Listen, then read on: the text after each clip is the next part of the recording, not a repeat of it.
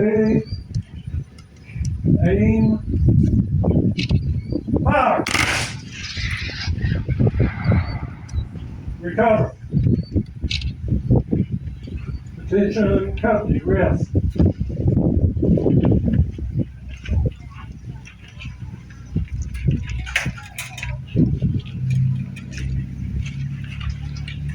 Attention.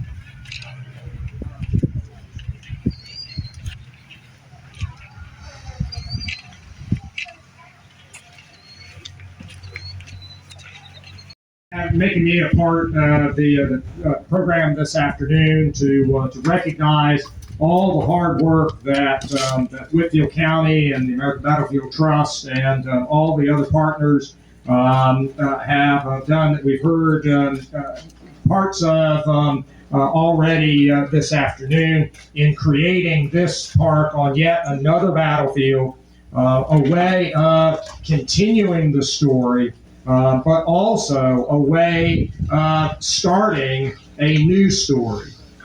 In many ways, it can be said that it began here. And exactly what that it is one that is many faceted. Of course, most specifically, it is the Atlanta Campaign, that decisive campaign in 1864 that did so much to bring the war to a close. Now, of course, many of you all in this group have heard me speak, some of you innumerable times, about the importance of the struggle for Chattanooga, opening the doorway, opening the gateway to the Deep South. And that exploitation of the federal seizure of the Chattanooga region in 1863 will come with the events of 1864. Beginning here, or as Bob noted, in something as vast and complex as even the Atlanta Campaign, let alone the Civil War at Tunnel Hill or Ringgold or Chattanooga itself. But arguably, the Atlanta Campaign begins here, particularly for those soldiers who were at the tip of the spear. As Sherman's army advanced from Cleveland and Chattanooga to move against the Confederate army that had wintered here in Chattanooga, some of the troops just a little bit to the south of where we are, the direct Union advance on the Confederate positions around Chattanooga, along the spine, along the Confederate positions around Dalton. You can tell what I normally talk about. The Confederate positions around Dalton, along the spine of Rocky Face Ridge, on both sides of Mill Creek Gap, along the ridge line to that point or angle that Bob described, held by, on those critical May days, Pettus's brigade, and then across Crow Valley.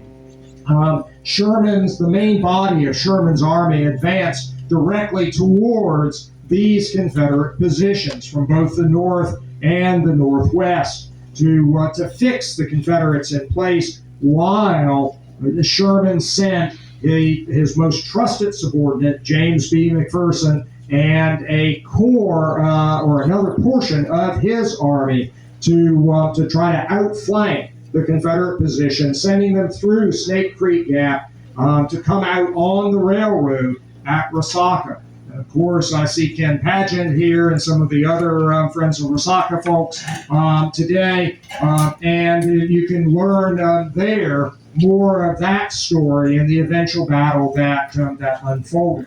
But for the men here on this line, for the Confederates in the earthworks that are protected today along the spine of the ridge line, you can see a couple of photographs of them here, or the line that came down the side into Crow Valley and stretched across Crow Valley to Potato Top, and then on southward.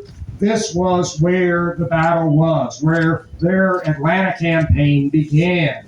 Particularly as we heard a little bit about the attack of the 64th Ohio and and Harker's brigade, this was as big a battle for them as any other in the war.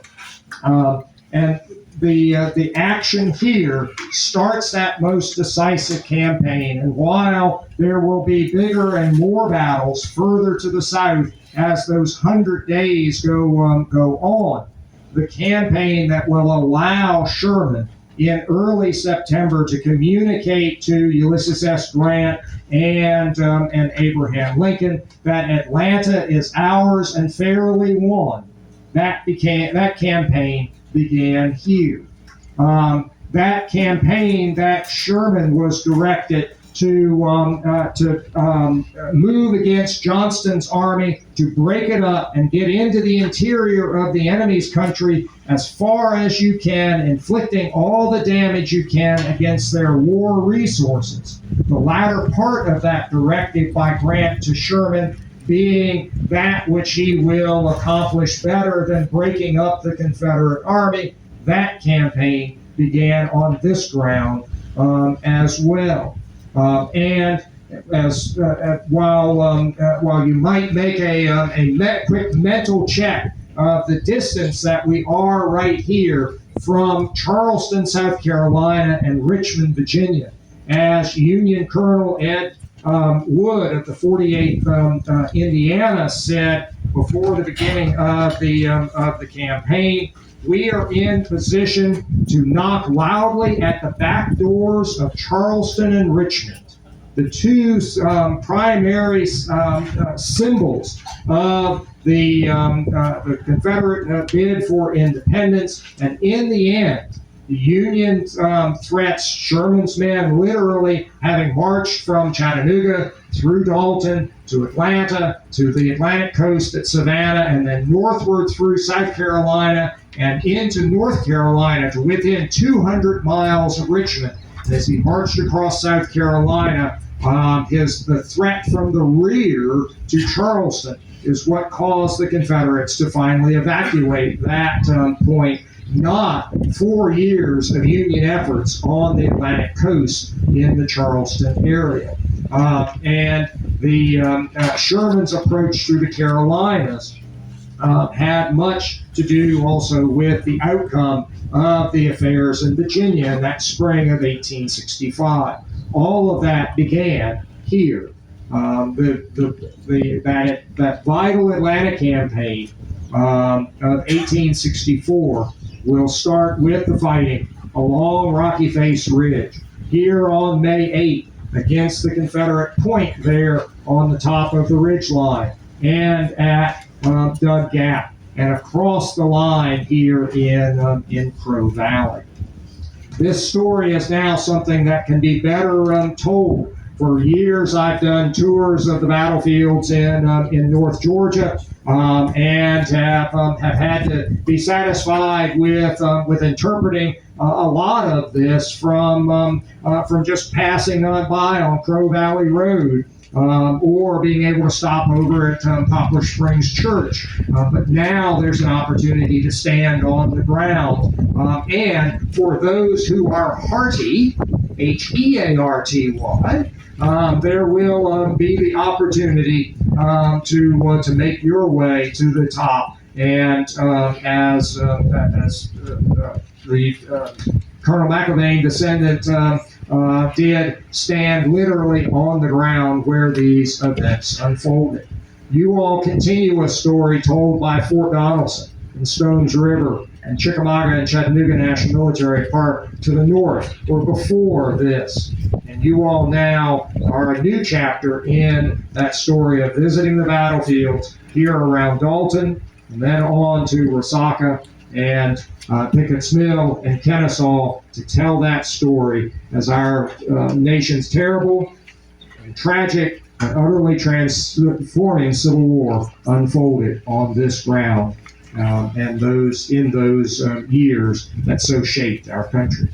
So I really appreciate all the hard work that you all have done in carrying forward the call from the 1993 Congressional Civil War Sites Advisory Commission to have a community effort to protect more of these important places. And today, we recognize the formal opening of this site. So, thank you. Keep up the good work.